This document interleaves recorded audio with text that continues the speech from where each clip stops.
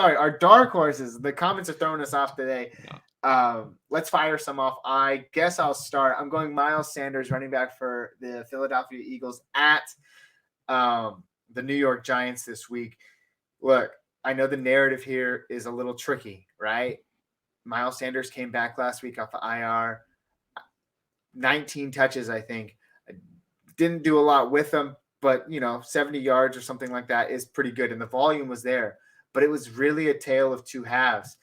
He fumbled the ball early on after that, getting the bulk load of those carries, and after that, he really didn't get any touches. He didn't get any ground game work at all.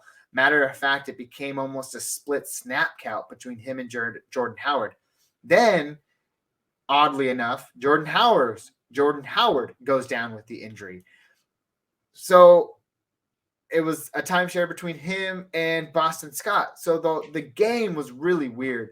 But before Jordan Howard went down with the injury, I guess we can look at it even further than that. Before Miles Sanders fumbled that ball, he was getting the bulk of the carries, which I'd like to see. Then he fumbles the ball. Then Jordan Howard comes in. Jordan Howard is injured, and he's very likely to miss week 12. So we can kind of factor him out in terms of play this week. Then it becomes, are you starting Boston Scott and Miles Sanders? This Philadelphia team has shown us that they love to run the ball. Now, I get it. He fumbled. He made a mistake. That could have just been a one-game, punishment. But I love him this week if he gets that kind of work against the New York Giants, who are susceptible to the run game. And that's really all I have to say. You're not going to go out there and start Boston Scott. I think we've all been fooled by that. Howard's not likely to play. Miles Sanders is a league winner if he can hold on to the ball. So I'm going Miles Sanders this week against the New York Giants. And Jacob, I know you also talked about how we need to start being a little bit more professional and giving our advice about who to start over these guys. Definitely Dontrell Hilliard, who I mentioned at the start. I think that's a no-brainer. Any Houston RB with the news that just happened there. I think it gets a little bit murkier after that when you start talking about those RB2 guys that are out there. So with that being said, I think he's a fine flex candidate, maybe even a high-end RB2 at the end of the week. But I'm going in with the expectation that he's a low-end RB2. And with that being said, 15 fantasy points, I think that's great. He's going to ride your team to consistency this week, hopefully fall in the end zone. Again, Miles Sanders, dark horse for week 12. Jacob, any thoughts?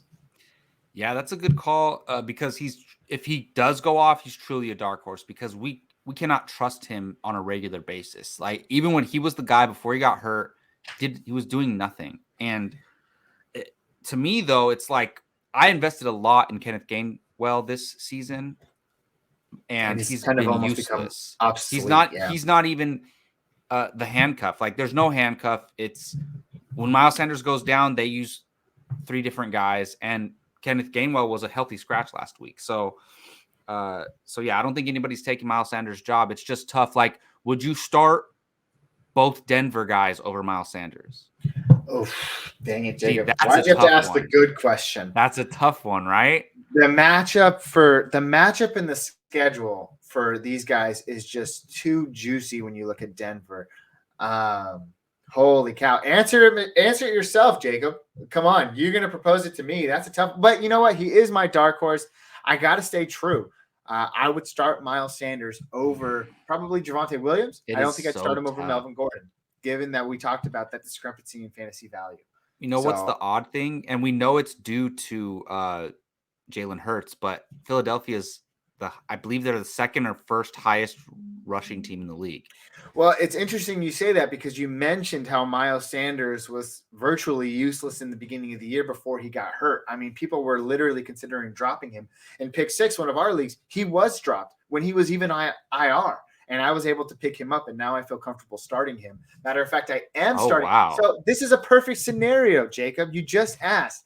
I am the owner of Javonte you have Williams. All these players. I'm the owner of Javonte Williams and Melvin Gordon and Miles Sanders. Perfect. And I'm starting as of right now at this very moment, Melvin Gordon in my RB2 spot, and I'm starting Miles Sanders as my flex. So I'm going with my gut here. There you go. more fantasy points, Melvin Gordon. I know that we can't just lead all of our arguments on that, but we talked about that split backfield. I'm not ready to buy into Javonte Williams just yet until I actually see it. So if I die this week in fantasy football, I don't know why I said die. If I lose this week in fantasy football and watch as Javonte Williams goes off for 30 fantasy points on my bench, I'll be happy knowing that now I can officially start him rest of the year, but I just can't do it yet.